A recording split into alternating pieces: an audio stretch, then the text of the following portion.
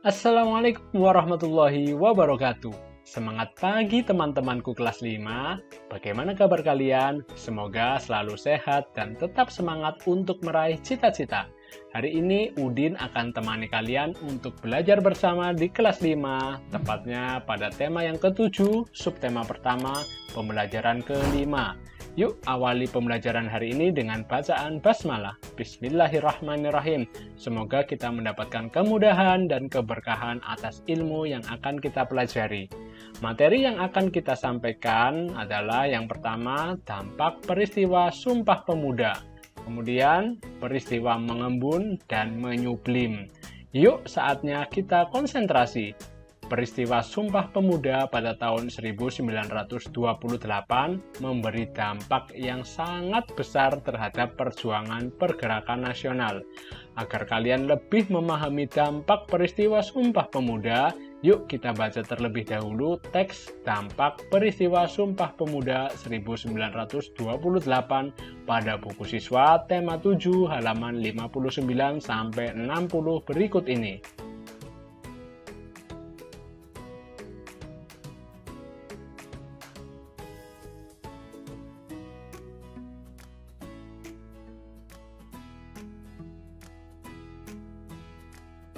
Setelah kita membaca, yuk kita tuliskan beberapa poin penting tentang dampak peristiwa Sumpah Pemuda.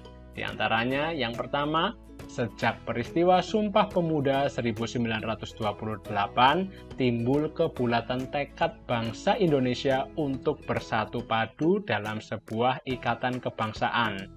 Yang kedua, peristiwa Sumpah Pemuda berpengaruh sangat besar bagi organisasi pergerakan.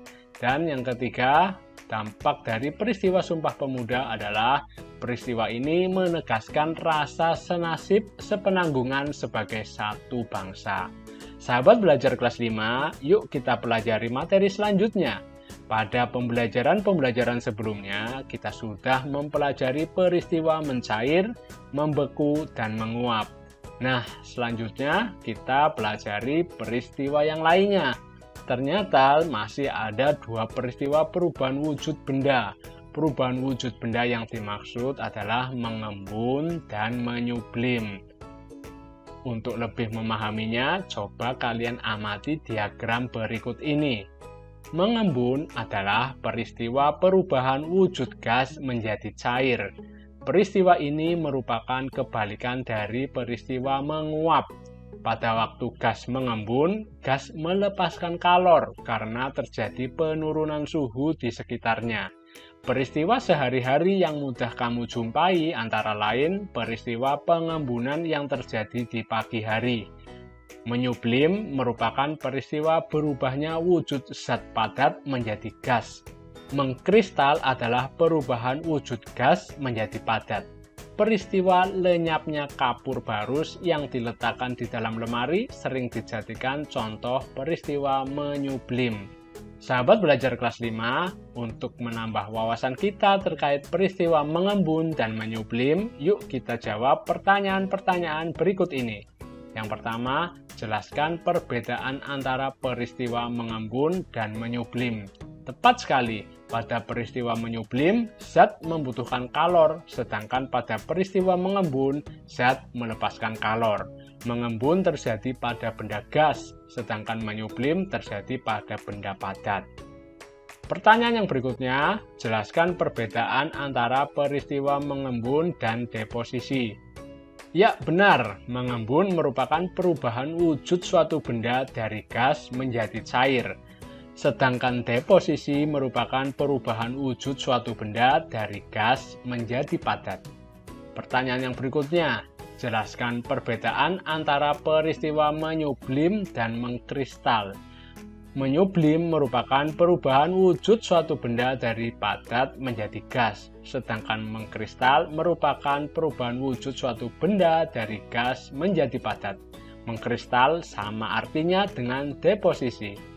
Kemudian pertanyaan yang terakhir, apa saja yang menyebabkan terjadinya peristiwa mengembun, menyublim, dan mengkristal? Peristiwa mengembun disebabkan karena penurunan suhu atau pelepasan panas yang menyebabkan gas berubah menjadi cair yang bisa kita lihat di kaca jendela saat pagi hari.